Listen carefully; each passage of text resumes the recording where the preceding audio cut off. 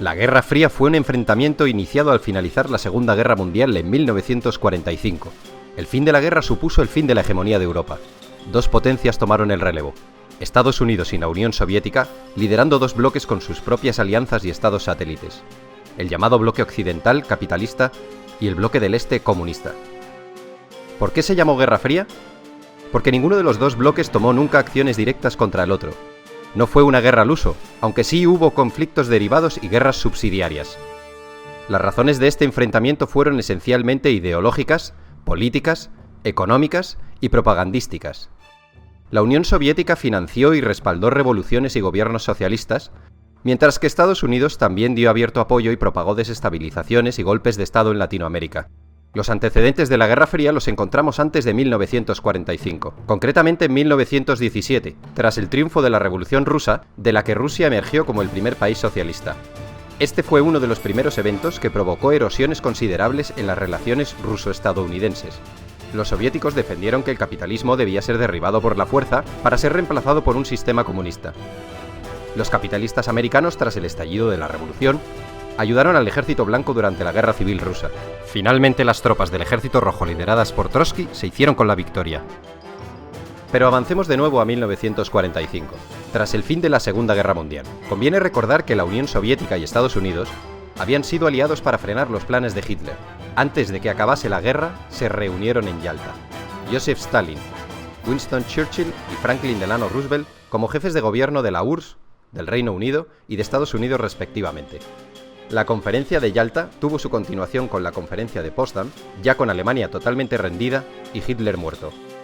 Estas conferencias supusieron la división de Alemania en 4 zonas, una parte para cada país y otra para Francia. También se trataron asuntos sobre el desarme, desmilitarización, devolución de territorios anexionados por Alemania, la persecución de los militares de guerra nazis y la creación de las Naciones Unidas. Los soviéticos, tras la guerra, habían ocupado de facto las zonas de la Europa del Este que habían defendido y liberado. Para frenar esta expansión soviética, Estados Unidos ayudó con el Plan Marshall a salir de sus ruinas a Europa occidental y a la zona occidental de Alemania. Con el Plan Marshall los estadounidenses dieron enormes ayudas económicas a Europa. El plan estuvo operativo durante 4 años desde 1948. Los objetivos de Estados Unidos eran reconstruir aquellas zonas destruidas por la guerra, eliminar barreras al comercio, modernizar la industria europea y hacer próspero de nuevo al continente. Todos estos objetivos estaban destinados a evitar la propagación del comunismo, que tenía una gran y creciente influencia en la Europa de posguerra. Los detractores del Plan Marshall argumentaron que este era una muestra de imperialismo económico estadounidense. Los Estados Unidos promovieron la fundación de la OTAN, Organización del Tratado del Atlántico Norte, una alianza militar intergubernamental sellada en 1949. La organización constituía un sistema de defensa colectiva en la cual los Estados miembros acuerdan defender a cualquiera de sus miembros si son atacados por una facción externa. Las naciones rivales, para contrarrestar la fuerza de esta alianza, firmaron el Pacto de Varsovia en 1955. Finalmente, Berlín, Europa y el mundo quedaron divididos por el telón de acero. Esta expresión es de Churchill. En 1949, el Ejército Rojo de Mao Zedong se proclama vencedor de la Guerra Civil China tras derrotar a los nacionalistas del Kuomintang, que contaban con el respaldo de Estados Unidos. Inmediatamente, la Unión Soviética establece una alianza con los vencedores que habían creado un nuevo Estado comunista con la denominación de República Popular China. Al año siguiente, Stalin se vio sorprendido por la participación de tropas estadounidenses en la defensa de Corea del Sur, que había sido invadida por los comunistas de Corea del Norte. El alto el fuego llegó en 1953. Stalin había fallecido ese mismo año. Le sucederá Nikita Khrushchev. Volvamos al telón de acero en Europa. En los 5 años posteriores a la Segunda Guerra Mundial, un total de 15 millones de personas emigraron del este al oeste. Este hecho hizo que el bloque soviético llevara a cabo un bloqueo efectivo de la emigración en 1950. Hubo un control férreo de pasaportes para que la gente no se pasase de un bloque a otro. La frontera en Berlín, ciudad que estaba repartida, era un coladero, y muchas personas se pasaban del lado comunista al lado capitalista.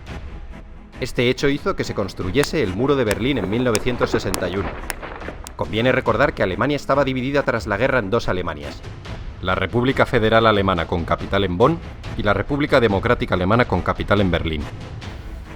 Esta división del mundo en dos bloques se sostenía por el riesgo de que las potencias se aniquilasen unas a otras en una guerra nuclear, lo que obligó a ambos frentes a actuar con mucha cautela en las zonas más conflictivas.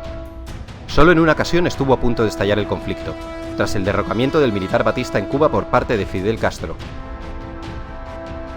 Estados Unidos trató de realizar una invasión de Cuba que fracasó.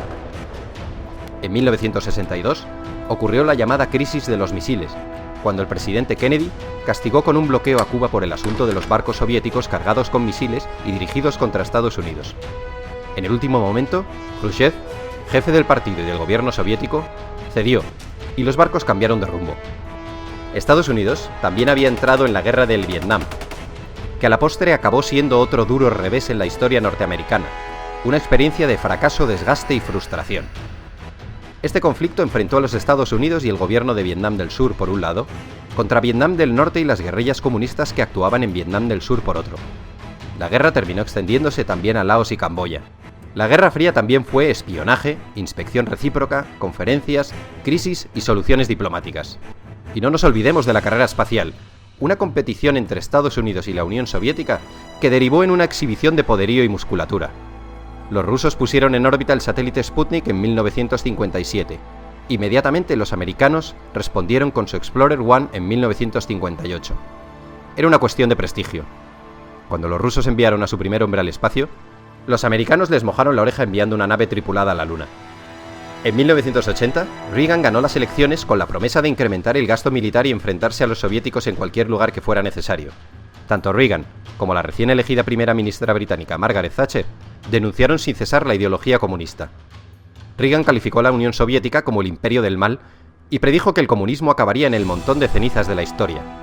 A principios de 1985, el anticomunismo visceral de Reagan se desarrolló en una postura conocida como la doctrina Reagan, en la que además de la contención, abogaba por el derecho de los Estados Unidos de subvertir y derrocar los gobiernos comunistas existentes. Finalmente, en 1989, cae el muro de Berlín, y supone la definitiva apertura de fronteras entre ambos bloques, el desmembramiento del bloque comunista y el final del telón de acero y de la Guerra Fría. Tras la caída, la tensión entre los países del antiguo comunismo y los capitalistas se acabaría diluyendo. De hecho, actualmente, la mayoría de los estados del antiguo bloque comunista han acogido las políticas e ideologías del mundo capitalista.